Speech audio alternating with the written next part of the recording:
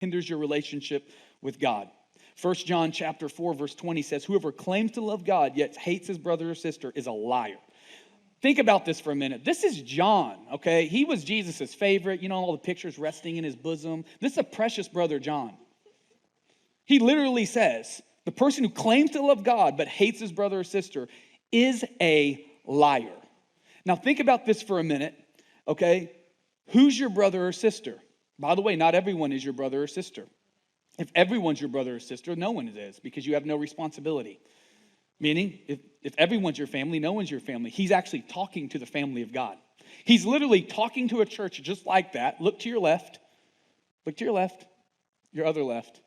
Look to your right. All right, that's your family. And you know what? They got problems, and you may not like them. And I'm very grateful that God didn't put the armpit near the nose. I'm so grateful for that. But the truth of the matter is, you may be able to mess with your family, but nobody else does.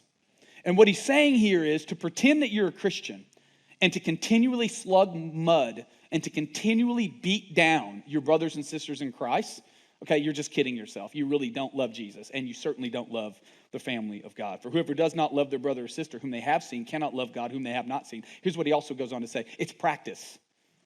Use practice, right? You love here in the context of church, where guess what? The rules in here are all different. You don't get to just quit a brother or sister. They're there. You know what the good thing is about a church, too? You can go to a small group, and it's like horrible. But don't worry, there's always another small group. Come on. You can find your people in a big church, but the reality is you're always going to have an opportunity to be offended. Well, here, the rules don't apply like they do in the world. They're different in here. Why? Because you're priceless image bearers of God. We do things differently in the family of God. See, church isn't just about hearing preaching on a Sunday. It's about walking with a broken people and learning how, in spite of our collective weaknesses and individual ones, he that is in us is greater than he that is in the world.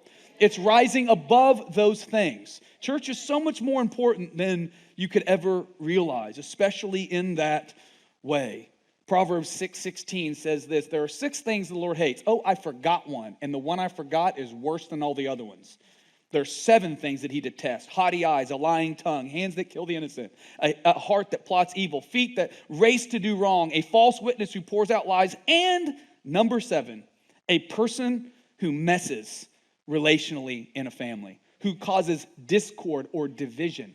You know, Christians love to blame the devil, for stuff. We do that a lot of time. It's mostly our flesh, I believe. The devil has a limited army, and unless you're a major threat to him, he probably ain't wasting a whole lot of resources on you. Okay, but our flesh fights and cooperates, right? And we like to blame the devil for everything. The devil made me do it. The devil did that. And I think of Waterboy, girls of the devil, Bobby Boucher, I'm like, that's good. The devil this, the devil that, the devil this. The Bible actually says that the rebellion is as the sin of witchcraft. This desire to destroy each other and to tear everything down. I'm going to tell you as a pastor, I'm appalled. My job is not to pastor social media. It's not. It's not even to really change their thoughts or their opinions. But it is to pastor the people of Vintage Church. And here's what I'll say. Be very careful how you talk about another believer on social media. Be very careful. God is way more loyal to you and to them than you could ever imagine. And how we interact with other people is a really big deal, especially inside the family of God. I think we have a whole world that's looking at the church, how we love to shoot our wounded. We love to reshare these postmodern critiques that are absolutely garbage, that have no accountability at the local level. Christianity Today being one of them. The truth of the matter is sin exists in every church. I love the people that come up to the guest suite, after service, they're brand new here, they're all happy, they're in the honeymoon phase, like newlywed. They're coming in. This church is so great. People are so amazing. Everyone loves me. They like everything that I tweet. They reshare me. They give me big digital hugs. And even in person, oh my God, I got a discount at the Energy Bar. But that other church I came from, they're a bunch of snakes, a bunch of devils. I think the pastor's a false prophet. I said, you stick around here long enough, you might just think that many means too. Those same people are still here. We're all a work in progress. Should you treat your spiritual family differently? You absolutely should, and it's biblical. Galatians 3:6-10. Therefore, whenever we have the opportunity, we should do good to everyone. Look what it says. Especially to who? As believers in here, you need to think about that. You really need to think about it. Think about the worst, most embarrassing thing you've ever done, said, or experienced in your life. And then just throw it out on social media. How would you want somebody to respond to you? Anyways, that's why it says, do unto others as you would have them do unto you. You know why? Because we ain't going to want to do that to us. So we'll be better with each other. The next, it hinders our prayers. How many of you need to hear from God about something in your life? There's something going on in your life. Maybe it's a big decision. Maybe it's whatever it is, you need to hear from God. Matthew 5:23 says this. Jesus says, therefore, if you're offering your gift at the altar, you know what that means. Modern, you have your hands raised in praise and worship. It's like your favorite song, you know. Like Waymaker, Miracle Worker. You know what I'm talking about.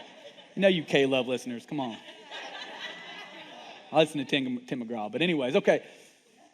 So you're singing and you're feeling the presence. But then in the back of your mind, you go, man, that person has something against me, or man, I did something that wasn't kind to that believer. You know what God says? Put your hands down, stop faking it, and go make it right. Then come back and worship me. By the way, he's a good parent. He says the same thing to parents. What do you do when your kids are like, man, I want some ice cream? They come over, I want some ice cream, and you know they just pushed down their little brother or sister. You're like, you're going to go get that right now, and then when you come back, I just might give you some ice cream. God's the same way. He's very loyal to us. I'm glad he's loyal. He's loyal to you too. You're not giving loyalty to anybody that hadn't been given loyalty to you. Does that make sense? It hinders our prayers. It also hinders our spiritual maturity. I've seen this time and time again. Number of years in the church does not equal maturity. I've seen people in the church for years, and they've just sat there. They've gotten resentful. They haven't made things right. They've moved from group to group to group, and eventually they run out of people to be offended about.